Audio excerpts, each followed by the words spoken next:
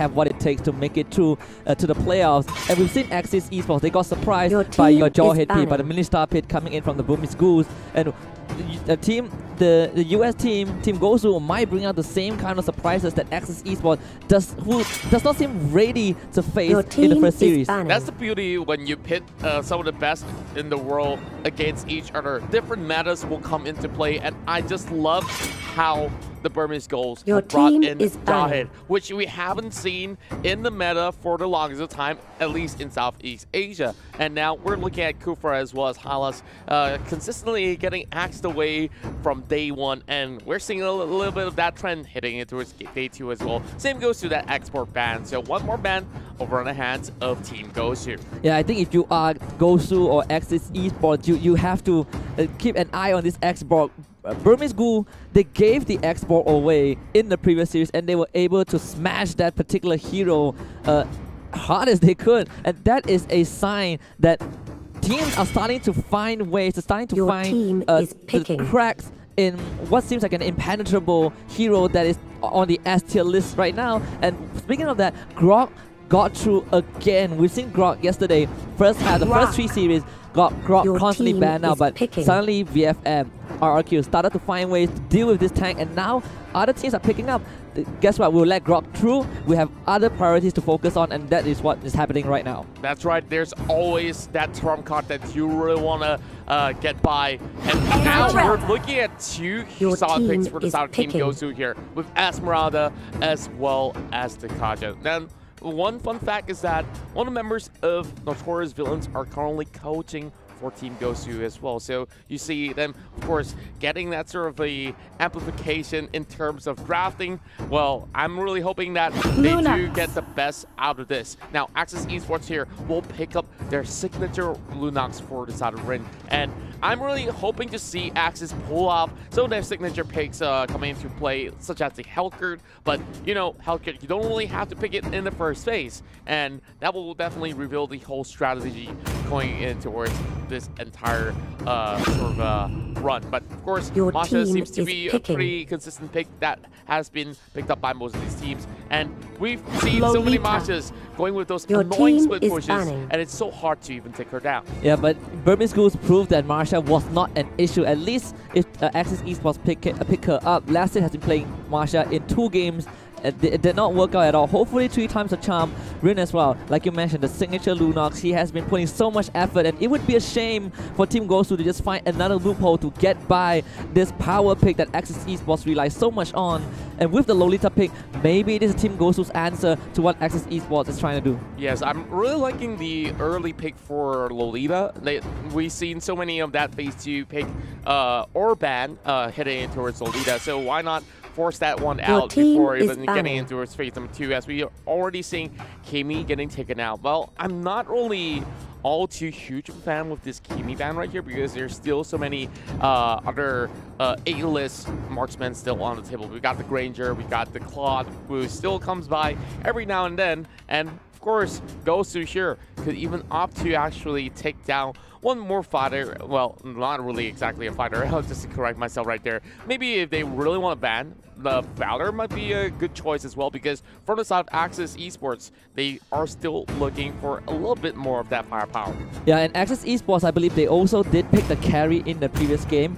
Granger still on the table, like you mentioned, and if you are Team GOSU, I was about to bring out the Archive. Archive was a pick that, while we were watching the previous series, we were hoping that Axis Esports will pick that up in game number 1, where they only had this Lolita as that front line. Team GOSU, they're going to deny this double tank because the rest of the priority tanks, Hylos and Kufra, have been taken out as well. So smart move from Team GOSU. But I also want to point out, Team GOSU during their qualifiers towards M1, they have some interesting picks when during the Shanghai qualifiers, where they have Estes, a hero that we just don't see almost anywhere. But today they're gonna go with the textbook play, and carry will be their choice. I do like the answers coming from the side of Team GOSU right here. They needed something that's really reliable to shred out some of these tanks, and what better way than to pick up the carry. All you have to do is get the Demon Hunter Sword, and you will get a little bit more of that power spike, or even the Golden Staff as well. But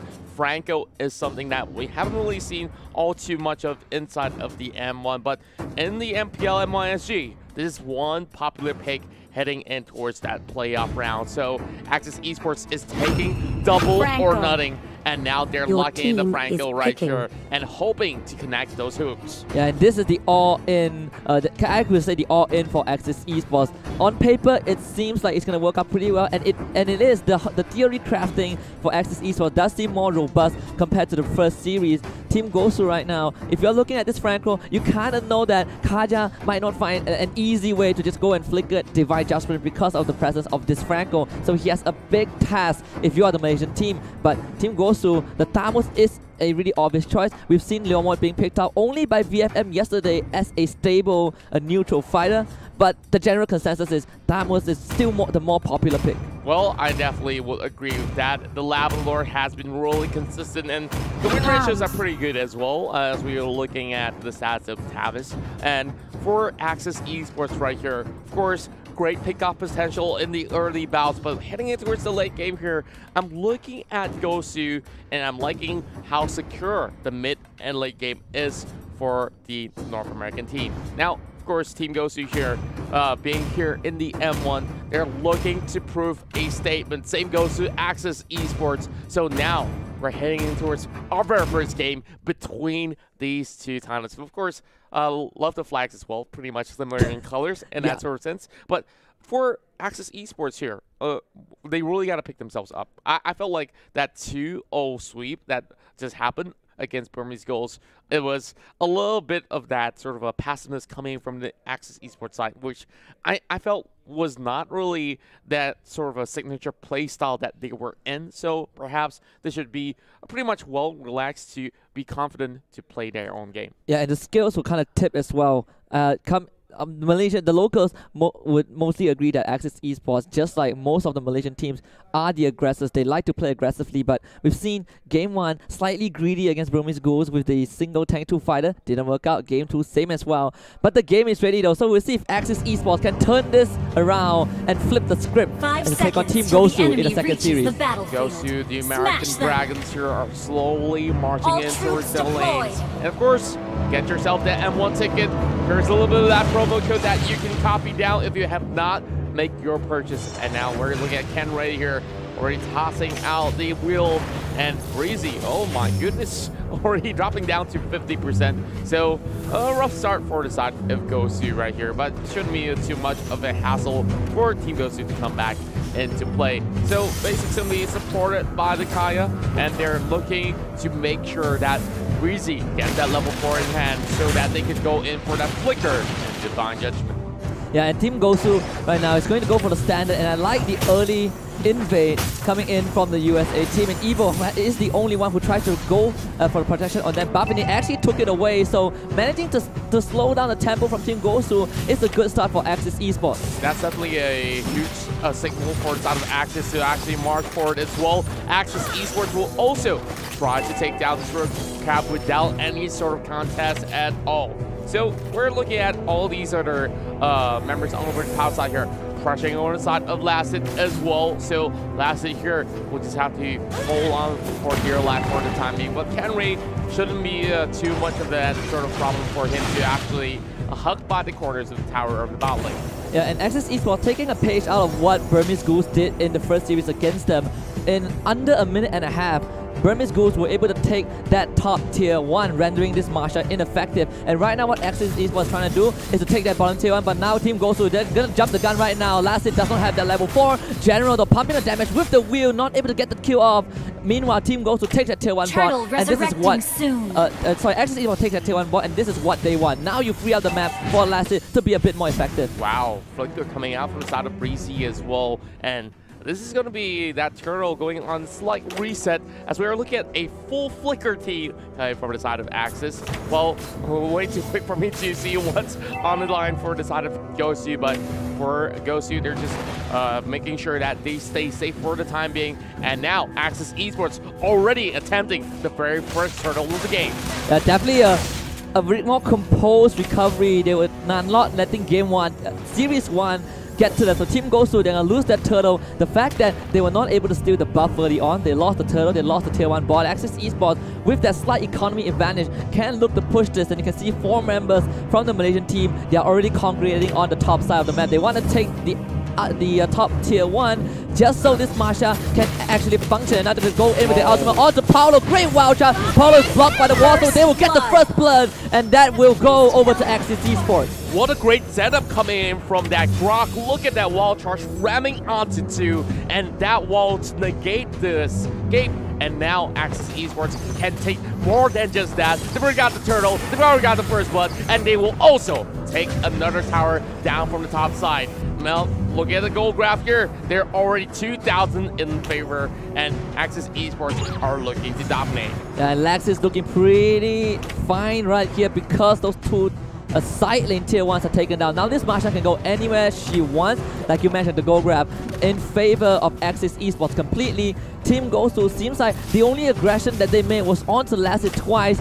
No kills at all, and they're forced into this very conservative playstyle, and that will give Axis Esports the space that they need. They will find Paulo once more, and that one will go over too long. We can see Scott to suppress him right there, and he could not even move a muscle. Now GOSU here already dropping another member. Of course, this is still pretty much early into the game. 4 minutes in, and we're seeing Axis having a great control inside the jungle, and you see there's so much of that pressure going on, and Team GOSU does not really have any sort of response for the time being. And there it goes, 1 more tower on the top side. Team GOSU a bit too passive. They're not responding to the sieges from Axis Esports. They are still leaving their side laner, the Tamas, to farm in the bottom lane. Sure, you get their resources, but the rest of the map is jeopardized by Axis Esports, and not really sure what they're going to do now because the carry seems like it's not able to find the effectiveness that they need. As we mentioned, that carry does go down, but Basic comes in. He wants that revenge. Paulo as well with the charge, going to jump right in, gets the stun onto Scott. Long will flicker away. Breezy gets the ambush and gets taken down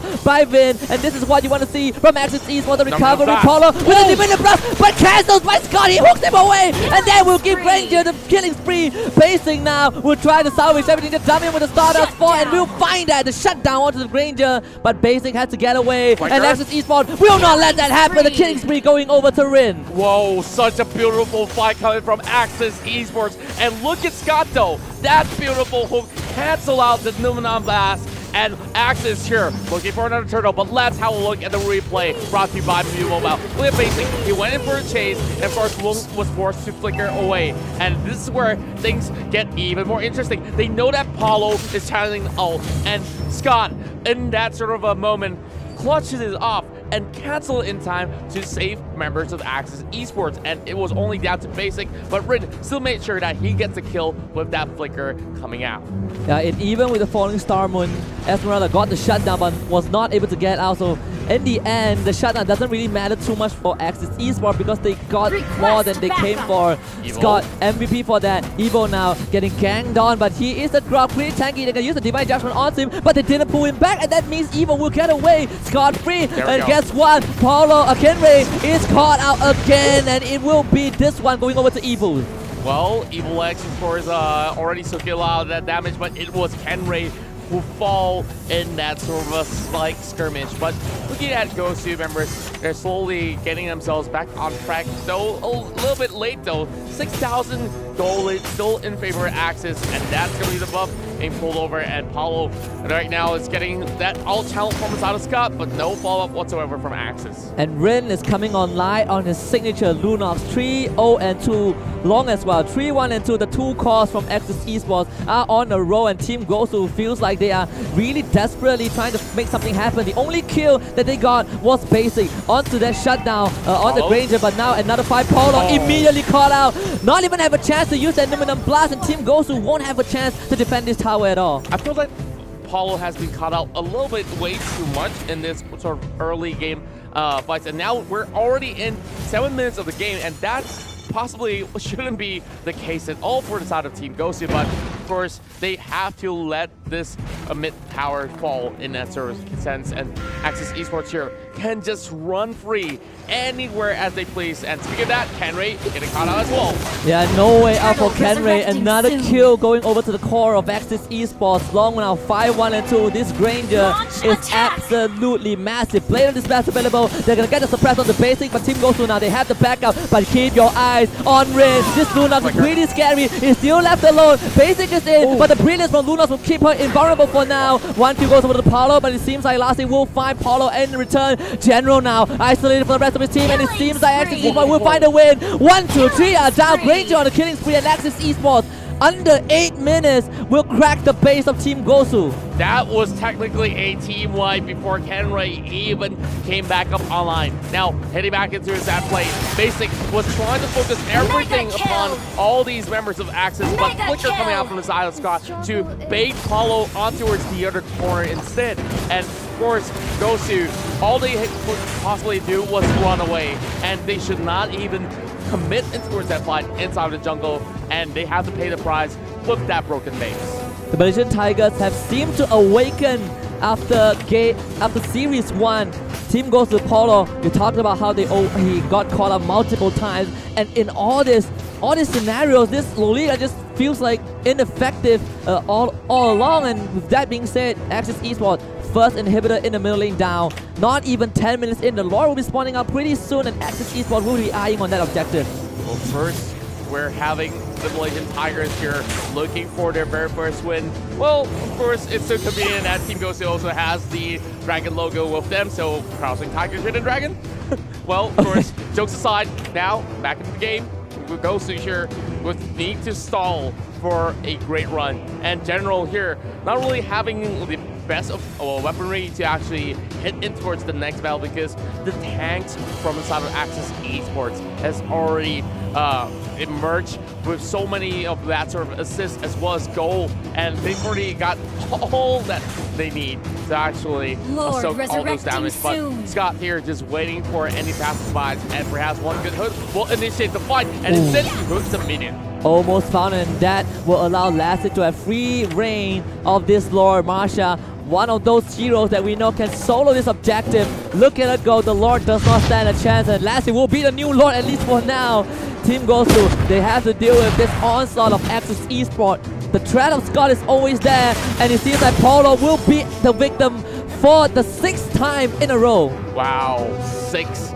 And no assist at all for the side of Paulo. He did get a kill somewhere in between the game, of course. But Team GOSU here, they seem to be having a little bit of that early jitters. Of course, this is, after all, the very first game in the entirety of the tournament. But hoping that GOSU here could make a little bit of that comeback here, as we see Rin here has not even dropped a single time. Same goes to Lasset as well as Evil X and Lung on that Granger pick. He has already played a lot of that Granger back in MPL MYSG, and he's known as one of the best out there for the entirety of the season.